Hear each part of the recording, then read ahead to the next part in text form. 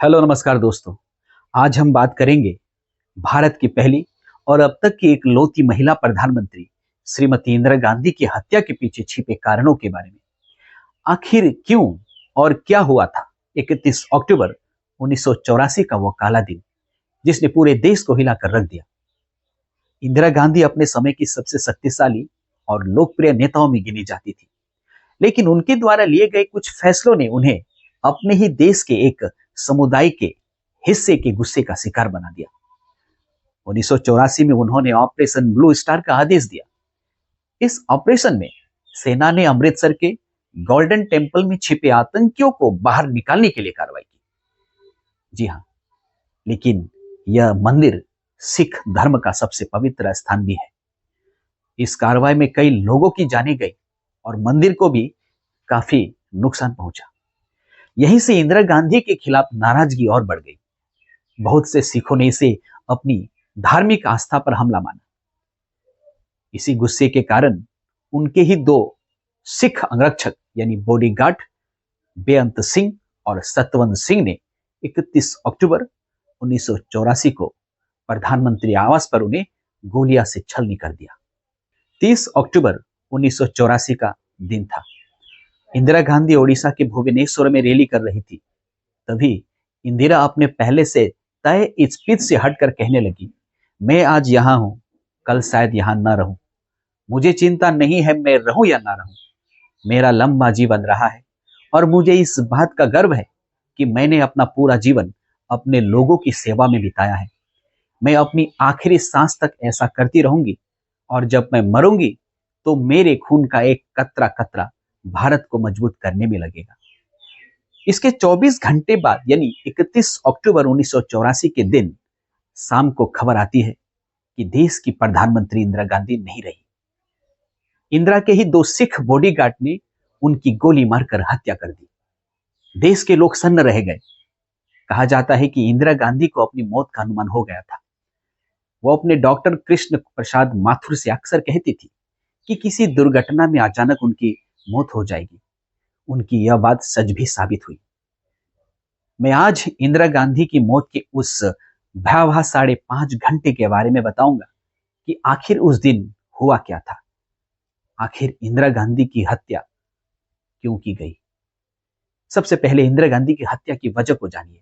जी हाँ, बात 41 साल पुरानी है। पंजाब में सिख आतंकवाद अपने चरम पर था। इसका नेतृत्व जनरल सिंह भिंडरावाला कर रहा था, वो भी गोल्डन टेम्पल में बैठकर। 5 जून 1984 को उस वक्त की प्रधानमंत्री इंदिरा गांधी सिख आतंकवाद को खत्म करने के लिए ऑपरेशन ब्लू स्टार शुरू करने का आदेश देती है। ऑपरेशन में भिंडरावाला सहित कई की मौत हो गई। ऑपरेशन में गोल्डन टेम्पल के कुछ हिस्से को भी क्षति पहुंचा। इससे सिख समुदाय का एक तबका इंदिरा से नाराज हो गया। ऑपरेशन ब्लू स्टार के बाद से खुफिया ब्यूरो को लगातार इंदिरा गांधी की हत्या की साजिश रचे जाने की इनपुट मिल रही थी। इसी के चलते रॉ के पूर्व प्रमुख RN काउ को प्रधानमंत्री का सुरक्षा सलाहकार बनाया गया। इसके बाद इंदिरा गांधी की सुरक्षा दस्ते में बेअंत सिंह जैसे सिख गार्डों को हटाकर दिल्ली पुलिस वापस भेज दिया गया था।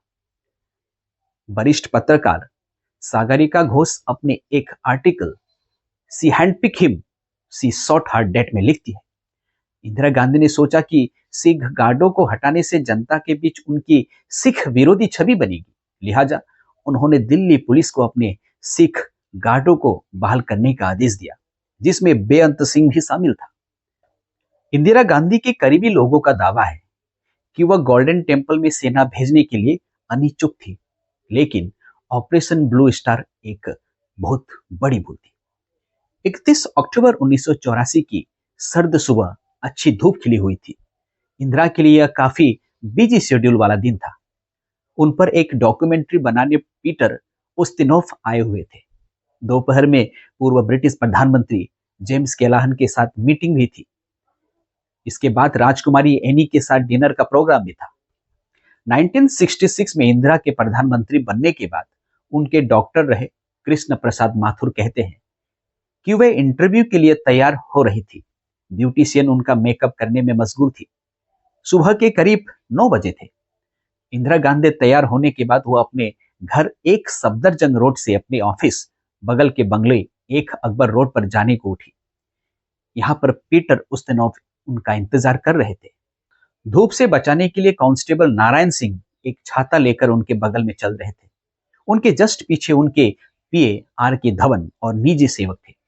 वो हमेशा की तरह काफी सुंदर दिख रही थी। उन्होंने इस दौरान ब्लैक बॉर्डर वाली केसरिया रंग की साड़ी पहनी थी। उन्होंने साड़ी के मैचिंग की ब्लैक सैंडल भी पहन रखी थी, जो कि आप मेरे पीछे देख सकते हैं। कैमरे पर फोटोजेनिक होने के लिए उन्होंने बुलेट प्रूफ जैकेट नहीं पहनी थी, क्योंकि उस दौरान धमकियां मिलने के चलते उन्हें बुलेट प्रूफ जैकेट पहनने के लिए कहा गया था। जैसे ही इंदिरा गांधी एक अकबर रोड को जोड़ने वाले विकेट गेट पर पहुंची, उन्होंने धवन के कान में कुछ कहा। गेट पर इंदिरा गांधी की सुरक्षा गार्ड सब इंस्पेक्टर बेअंत सिंह और संतरी बूथ पर constable Satwant Singh Sten gun लेकर खड़े थे।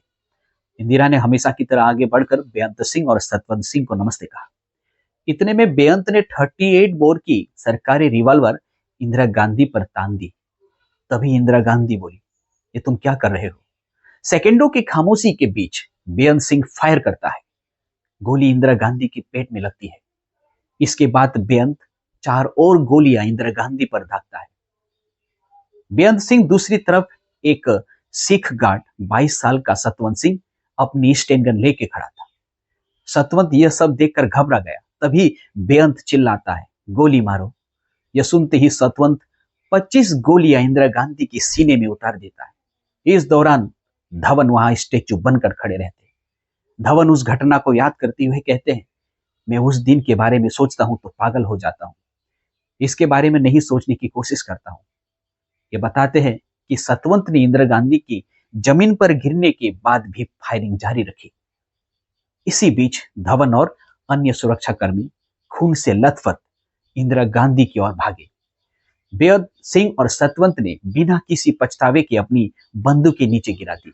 बेअंत ने कहा, मुझे जो करना था मैंने कर दिया, अब आपको जो करना है वो करिए।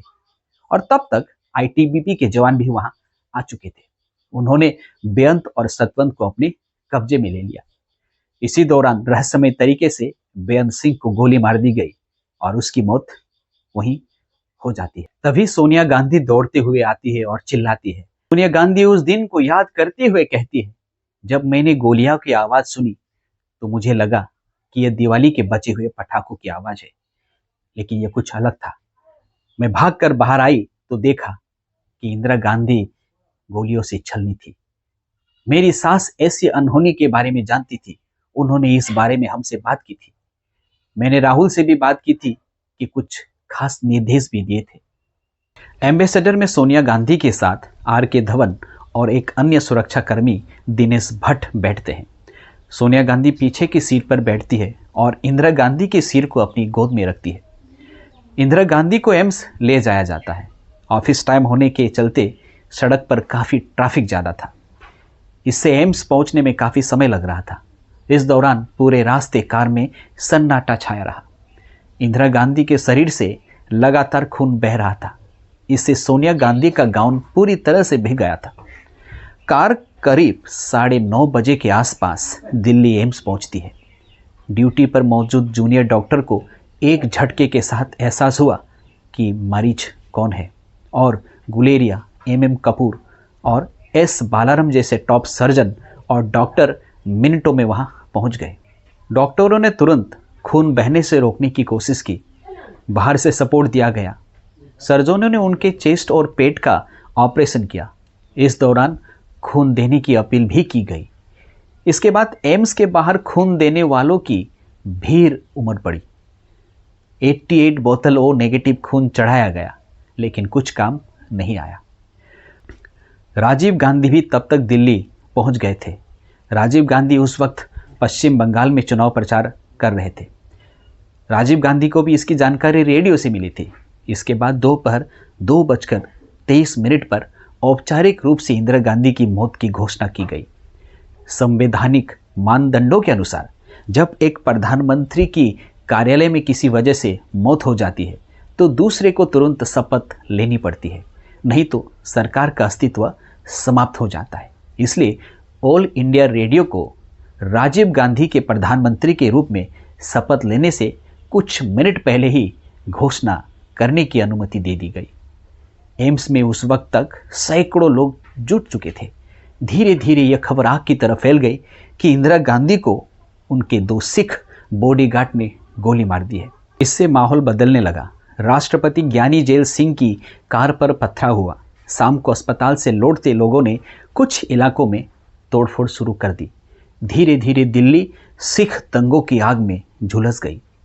रात होते होते तो दिल्ली समेत देश के कई शहरों में सिख विरोधी दंगे भड़क गए। ऑपरेशन ब्लू स्टार के बाद खुफिया एजेंसियों को जानकारी मिली थी कि बेअंत सिंह की संदिग्ध लोगों से मुलाकात हो रही है। इसके बाद इंदिरा गांधी की सुरक्षा सलाहकार RN काउ की सलाह पर उसे दिल्ली पुलिस में वापस भेज दिया गया था। लेकिन कुछ दिनों बाद जब इंदिरा गांधी को यह पता चला तो उन्होंने कहा कि यदि मैं सिख गार्ड को प्रधानमंत्री की सुरक्षा से हटा दूंगी तो पूरे सिख समुदाय में इसका क्या संदेश जाएगा और इसका कितना गलत असर होगा। इसके बाद बेअंत को फिर से उनकी सुरक्षा में लगा दिया गया था। इसके बाद यह तय किया गया कि एक साथ 2 सिख बॉडीगार्ड को इंदिरा गांधी की सुरक्षा ड्यूटी पर नहीं लगाया जाएगा। लेकिन 31 अक्टूबर के दिन सतवंत सिंह ने बहाना किया कि उसका पेट खराब है, इसलिए उसे टॉयलेट के नज़दीक तैनात किया जाए।